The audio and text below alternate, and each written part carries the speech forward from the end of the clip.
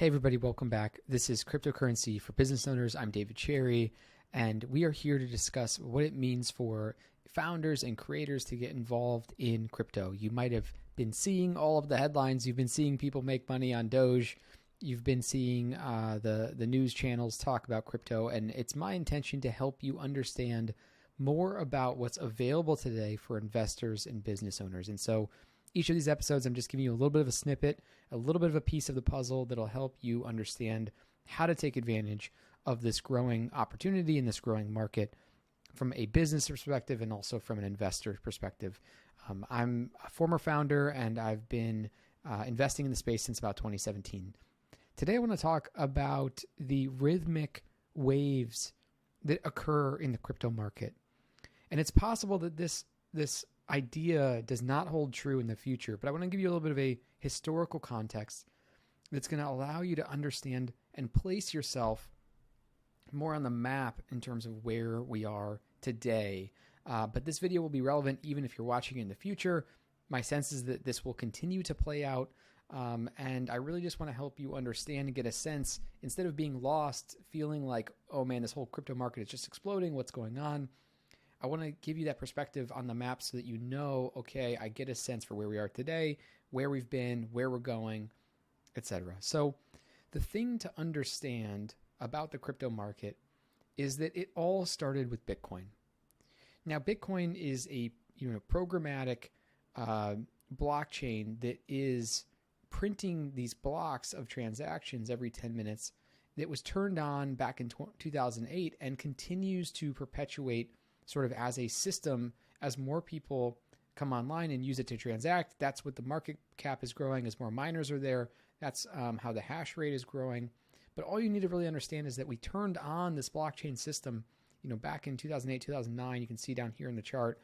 And once it was turned on, because it's programmed into the code of the Bitcoin blockchain, it just continues into the future almost indefinitely. And so as long as people are running Bitcoin on their own computers around the world, as long as there's nodes, as long as there's miners, this Bitcoin thing, once you turn it on, effectively is not going to be turned off, I think, almost ever, unless there was, some natural disaster that wiped out the earth. So, Bitcoin was turned on back here in, 08, 09.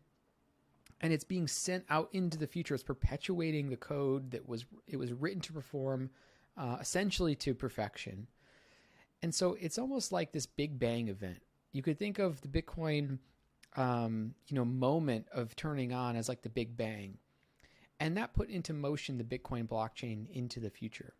Now, just like the Big Bang, it actually spawned all this other stuff out in the market, and those are all the other thousands of coins that you're seeing emerge in the market, and the millions of coins, probably more to come.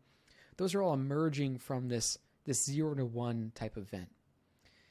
And so as Bitcoin marches forward into the future, there's something else to understand about Bitcoin that's going to help you understand a bit more about where we're at. So maybe I've talked about this a little bit in previous videos, but there is the Bitcoin halving, which is where the supply of new Bitcoin put onto the market is programmatically set to be cut in half every 4 years, or roughly every 4 years. And so that means the supply of new Bitcoin entering the market is reduced by half every 4 years. So if you imagine, almost like this sort of hose, adding new Bitcoin that people in the market are maybe adding to their own wallets or putting on exchanges or exchanging with each other, every 4 years, the stream of new Bitcoin is programmatically reduced by half. And what that does is it creates this shock to the market because there's simply less supply coming out of the market. Now there's actually just less Bitcoin. And then in 4 years, it gets cut in half again, and now there's just less Bitcoin coming out of the market. And you can see on this chart, it produces this wave-like function. And that's really the point of the talk today. I'm not trying to get technical. I don't even have deep expertise in the technicalities of this. But what I want to show you is the wave-like nature of this crypto market. And this is the price starting, from back then to about now. It's gone from whatever, 4 cents to, whatever, $60,000 is around what it is roughly today. And you see this giant run up, and then you see this immediate, crash down. Then you see this giant run up from, what is this, $1 to, $1,000 basically. And then you see a crash down to the, $300 range. And then you see it run up to 20,000, and then you see it crash down to the 7,000. Eventually it even reached 3,500. And then now it's 60,000. So it follows the cyclical nature. And these purple lines here, these are the halving events. And so this halving event kicks off, if you look, and I like this chart because of the colors that you can see, it kicks off, the supply shock kicks off this wave of people adopting Bitcoin and the price going up because the supply is decreasing. So if you think about just the basics of economics, sort of 101, supply and demand, typically in a market, when demand for something increases, the supply also increases. So if the market really decides they really love McDonald's, they make more McDonald's restaurants. If people really start to use pencils, they start making more pencils. And actually, typically the price comes down on those items because they get mass produced. Now, Bitcoin, you have to think about things completely differently because it has a fixed supply. And because it has a fixed supply, as half as much new supply comes on the market, if the demand stays the same, you see a price appreciation because the Bitcoin becomes more scarce. There's less of it to go around. And as more people come on wanting it, they cannot make more Bitcoin. It is programmed in. And so the takeaway today is really to understand the cyclical nature of how the crypto market moves sort of in lockstep with Bitcoin. And all of the other coins, they're still sort of following this Bitcoin trajectory where the altcoins, they crash, at least historically, they crash when Bitcoin crashes because Bitcoin is the biggest component of the market. It's almost 50% or more of the entire market cap of the crypto economy. Let's say it's $2 trillion. Bitcoin's about half of that. So if you're trying to understand where are we in the cycles, where are we in the adoption of crypto, it helps to know that there are mania phases and then there are bear markets.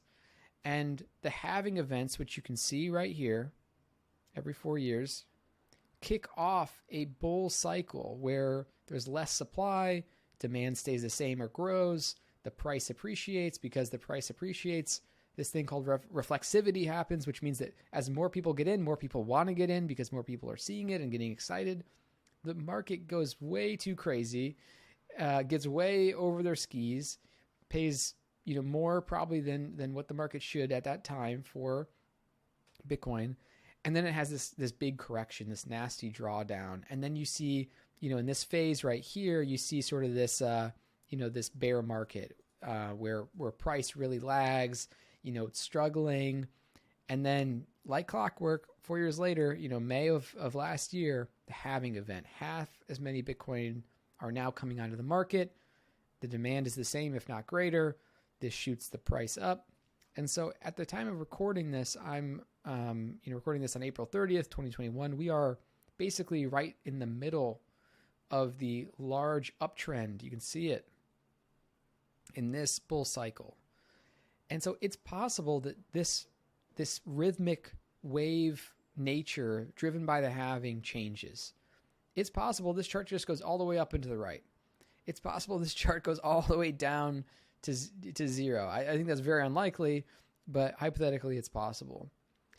But what I believe to be most likely is that this wave pattern continues. And so no one knows when the peak is going to be and when the bear market's going to start.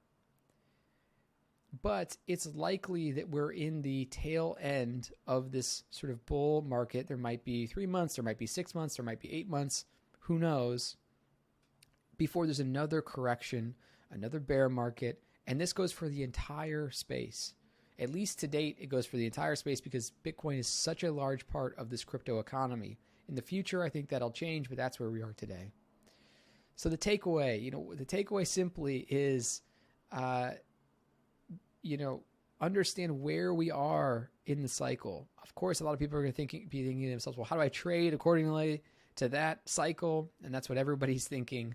But mostly today, I'm not trying to give you that advice. I'm just trying to point out where we may be so that hey, there might be a mania coming up that's even crazier than what it's been. And hey, after that, there might be a nasty correction. I mean, I think this was like about a 70% drawdown. It's also, I think, like a 70% drawdown. This was like 90%. So the floor keeps growing. As you can see, we keep going on the elevator upward, but the corrections come nonetheless, and the new bull market happens after this halving shock. So I hope this was helpful. Leave your questions in the comments because that'll help me answer new questions, and I'll be back again with another video very shortly.